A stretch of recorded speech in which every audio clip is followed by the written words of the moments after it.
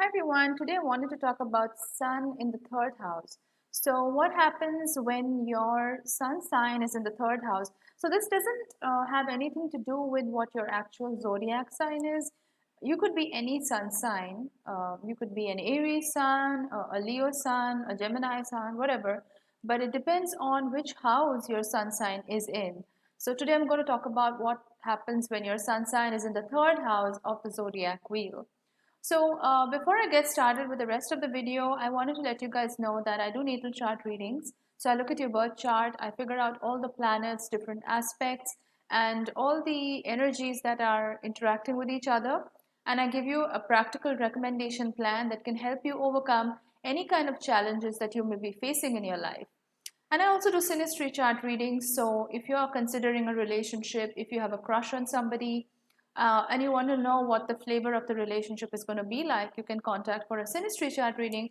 And then I also do tarot card readings. So you can ask me questions related to your life, any aspect of your life, and I'll do a tarot card reading for you as well. If you want to contact me for any of these readings, drop me a message on my Facebook or on my email, and both the links are in the description box below. So let's get started. We are talking about Sun in the third house today. So the third house has to do with your siblings. It is the house of communication. Traditionally, it's ruled by Gemini in the zodiac wheel. So when you've got Sun here, Sun is your self-expression. It's your ego. It's your identity, how you relate to yourself at a core level. So when you've got Sun here, the sun basically lights up whichever house it's in because the sun is radiance, it's vitality.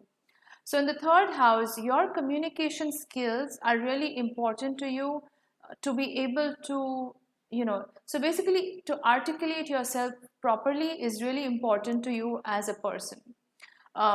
When in relationships, it's really important that you communicate your feelings, that you talk about your feelings.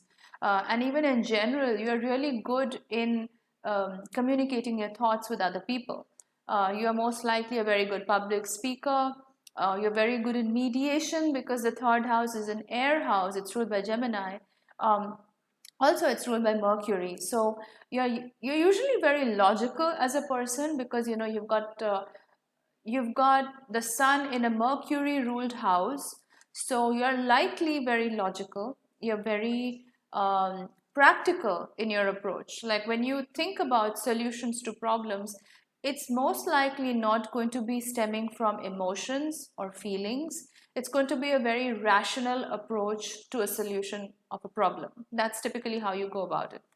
um, Sun here can also mean that uh, you may have a good relationship with your siblings. Like, usually, if you do have siblings, you are very, very close to them. You usually turn to them for comfort, for solace, and you are usually the kind who can mediate, who's very good at mediating. In case of problems with your siblings or in your family, and usually you're the one they turn to when they need a solution to a problem, when they need some kind of practical help or some kind of solution to a problem. So yeah, sun here is very good in terms of personal relationships with your siblings. So and like I said, because Gemini, the third house is ruled by Gemini and Gemini is ruled by Mercury, and the sign of Gemini is to do with the twins.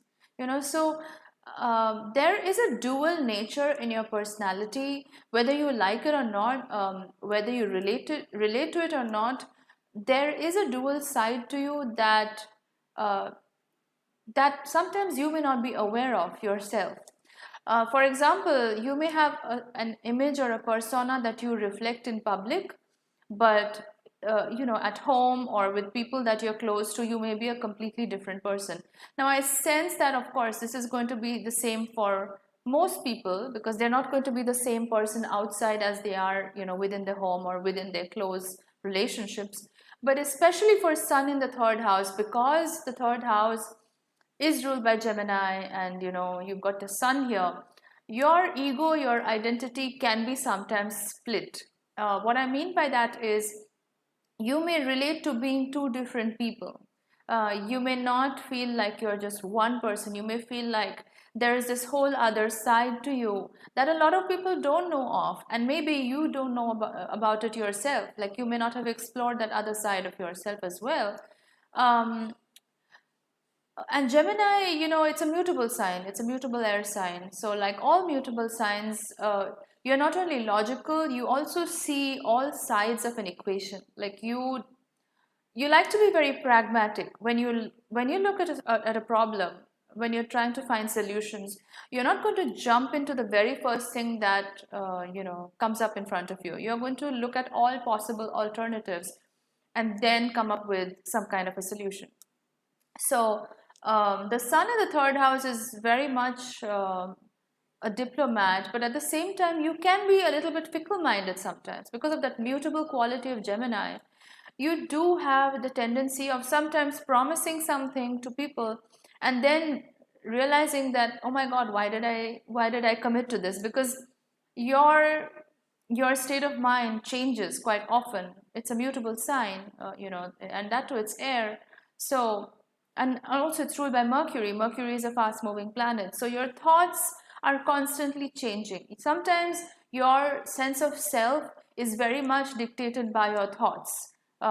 So it's very important for you when you have the sun in the third house to pay close attention to your thoughts, because the flip side is, if you have too many self-defeating thoughts and beliefs about yourself, then that's what you start associating with. That's what you start relating with, in terms of who you are as a person. So it's really important to keep control, not just control, but be very aware of your thought processes, what you're thinking about, what thoughts you're gravitating towards, and ask yourself logically, because you are a logical person in general, unless you've got like the sun in a water sign.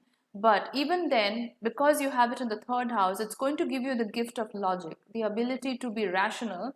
And so when you find yourself having any debilitating thoughts about yourself, it's very important to be aware of it and ask yourself logically, is this justified? Because that is going to help you snap out of it, because you are ruled by Mercury. The third house is ruled by Mercury, which is the mind.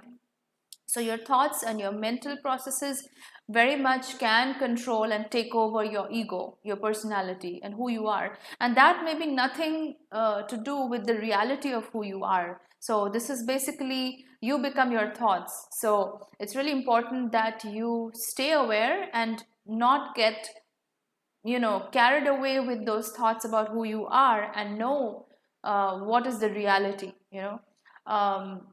I feel like one of the ways to do this is to look to the opposite sign, which is Sagittarius.